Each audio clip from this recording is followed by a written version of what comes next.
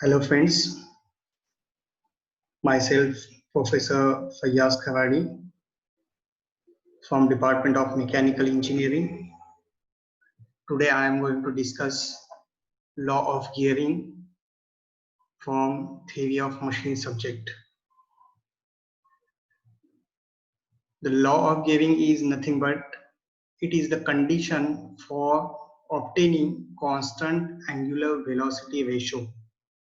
When the gear pair will obtain constant angular velocity ratio, that means the profile which is generated for the gear is following law of gearing, is nothing but condition for correct gearing. The law states that the common normal at the point of contact must always pass through the pitch point. As discussed in previous video, the gear is always used in pair. So in figure A, we can see one is a driving gear and the another name for driving gear is pinion, and second one is driven gear. The name of that driven gear is only gear. So when driver is rotating or driving gear, that is nothing but pinion is rotating in anti-clockwise direction, the driven will rotate in clockwise direction or vice versa. The teeth of pinion and the teeth of gear is always and continuously come in contact with one single point. That point is called as point of contact, and this point of contact should always move on common normal line. In this figure we can see the common normal line as blue dotted line, that is nothing but common normal line. So vice versa, that point of contact is nothing but pitch point should always pass through that common normal line. In that animation we can see that point of contact of matting teeth of gear and pinion is continuously moved on that blue line, that is nothing but common normal line. When that pitch point will move on common normal line, at that time you will get constant angular velocity ratio omega 1 divided by omega 2. That is the velocity ratio. That is the figure for law of gearing. In brief, I explained that figure.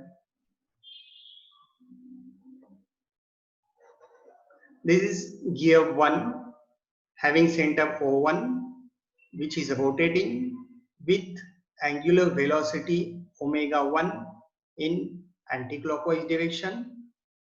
At the same time, gear 2 having center of rotation O2, which is rotating with angular velocity omega 2 in clockwise direction. Obviously, when gear 1 will rotate in anti-clockwise direction, gear 2 will rotate clockwise direction. TT is the common tangent line of gear 1 and gear 2, and N is the common normal line for both the gears. This shaded area is shown the randomly selected area on gear tooth of gear 1, and this randomly selected area, which is in gray color, is area on gear tooth of gear 2, which is meet at point of tangency, and that point of tangency will be point A here. Initially, if you see that figure, you will slightly get confused how to draw and how to start that drawing in the examination. So for your understanding purpose, this complete figure which you have to draw in the examination, uh, for your understanding, I split that figure one by one in three parts for your understanding. This is the original figure in front of you. So initially I split that figure. This TT is the common tangent and this NN is the common normal line. O1 is the center of gear 1 rotating in anti-clockwise direction with angular velocity omega, and O2 is the center of rotation of gear 2. This is teeth on gear 1 and this is teeth on gear 2, which will come in contact with each other with a single point. That point is a point of contact, remember, and denoted in this figure by alphabet A. Next is, again, this is common tangent TT, this is common normal NN. O1 is the center of rotation of gear 1 and O2 is the center of rotation of gear 2. Now, O1A is the radius or pitch circle radius of gear 1 and O2A is the pitch circle radius of gear 2. Now, for analysis purpose, for deviation purpose, I draw a construction line here to form the triangle. From O1, I draw perpendicular line on common normal, meet at point C, that is O1C. Same here also, from point O2, I draw perpendicular line to common normal, meet at point B, that is nothing but O2B.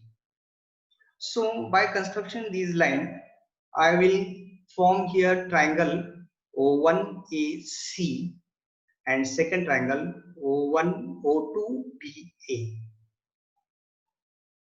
O1A and O1C form angle alpha and O2B and O2A form angle theta.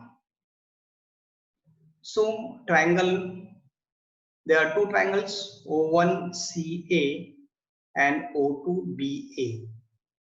Here at point C and at point B, the angle is 90 degree. Now A is the point on gear tooth on wheel 1, and the same A point is on the gear tooth of a rotating disc O2 having center O2. So this is A is the common point. Now these both the wheels are rotating, so velocity of point A on gear 1 will be AE, and AE is drawn perpendicular to radius OA because linear velocity is always perpendicular to the radius. So I drawn here a line AE, which is nothing but velocity of point A. So V1 is the velocity of point A on gear 1. At the same time, A is the point on gear tooth of gear 2 also again. So velocity of A on gear 2 is nothing but AF, which is perpendicular to O2A. Because again, velocity of point A on gear 2 is perpendicular to the radius. So V2 is the velocity of point A on gear 2. Now I draw again one construction line here. from E, which is again perpendicular to common normal and meet at point here, and that point is D here, that point is D, that point is D, which is common to both the triangles. Triangle CAE common and DAF. These are both the triangles formed here. Again, if these two lines O1A and O1C is making angle alpha, as we learn in trigonometry, the line perpendicular to these two lines O1A, two perpendicular to this line is AE, and O1C perpendicular to that O1C is line NN or AC here. So if these two lines making angle alpha in this triangle, so perpendicular to these two lines will again make angle alpha in this triangle also. So line CAE is again angle alpha here. At the same time, this angle will be theta. So line perpendicular to these two lines making angle theta is, as per trigonometry rule, to that O2A, the line is perpendicular is AF, and to line O2B, the line perpendicular to is NN. So if these two lines is making angle theta, so line perpendicular to these two is again angle making angle theta. So CAF is angle theta and CAE is angle alpha. For your understanding purpose, I draw this small triangle, triangle DAE, and this F I will draw separately here for your understanding purpose. DAE and DA, this point will be F. These, if that figure is clear to you, in examination, combination of all these three figures, this one, figure 1, figure 2, and this figure 3, for your understanding purpose, I split that figure into three figures, but in examination you have to draw combined three figures, this one. Now, if that figure is clear to you, come to the actual deviation point, which is asked in the examination. The continuously in examination question is asked that state and prove the law of gearing. That is for 4 marks. So first you have to draw this figure, and after that you have to start writing the derivation part. Now consider the portion of two teeth on gear 1 and gear other on gear 2 as shown in figure. It is the common tangent and NN is the common normal at the point of contact. V1 and V2 be the velocities of point A with respect to gear 1 and gear 2 respectively. Now consider the triangle DAE,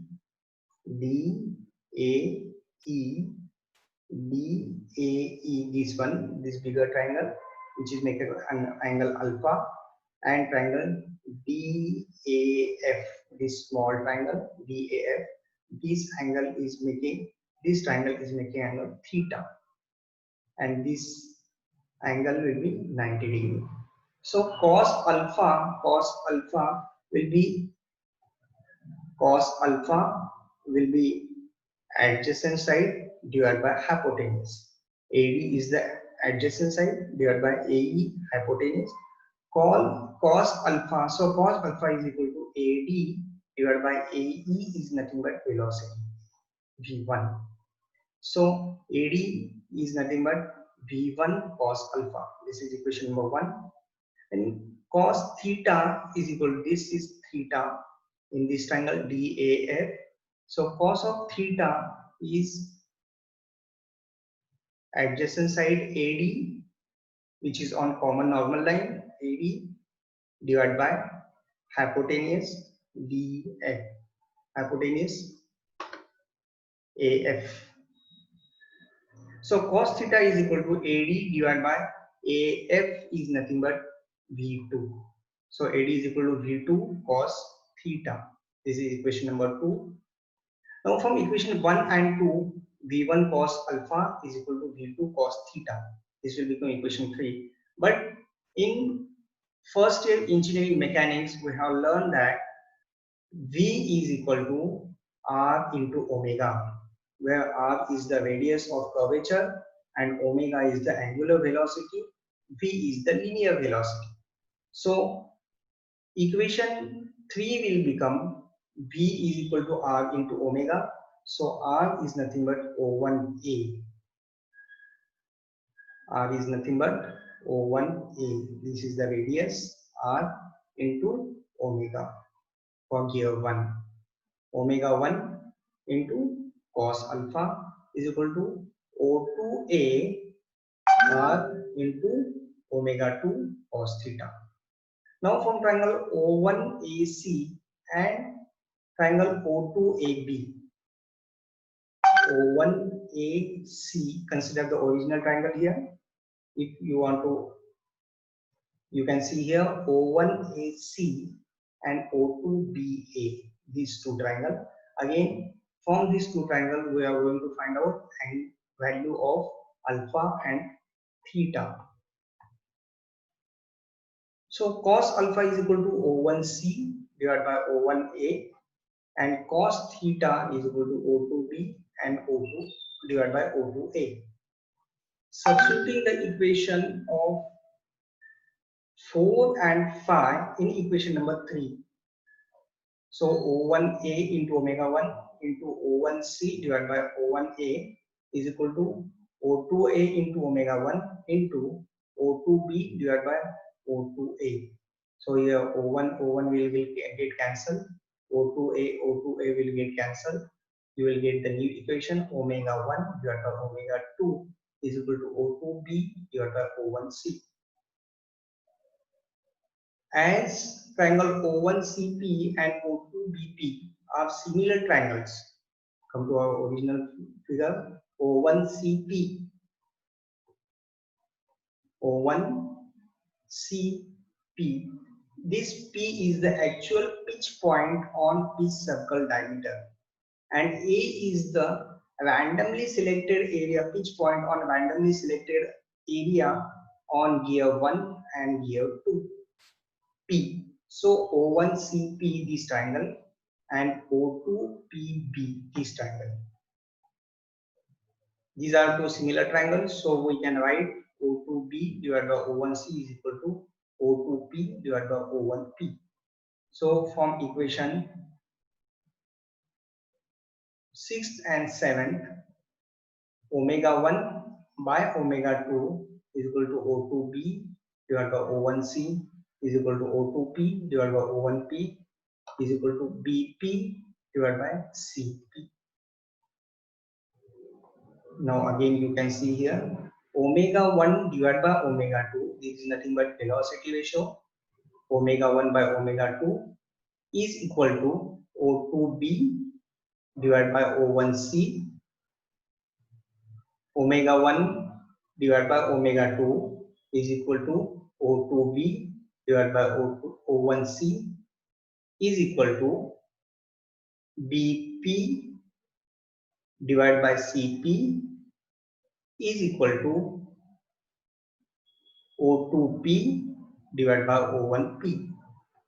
So the angular velocity ratio is inversely proportional to the ratio of distance of the point from center O1 and O2.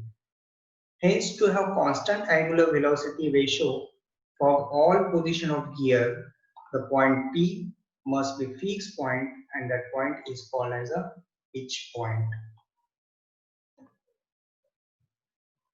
So in the examination you have to write up to here. Now the summary of this law of carrying is the common normal at the point of contact must always pass through the pitch point, which is fundamental condition that must be satisfied while designing the truth profile. Or you can say this is the fundamental condition which must be satisfied while designing profile of truth. This states that the condition is satisfied truth profile to maintain constant angular velocity ratio. Thank you. Thank you so much.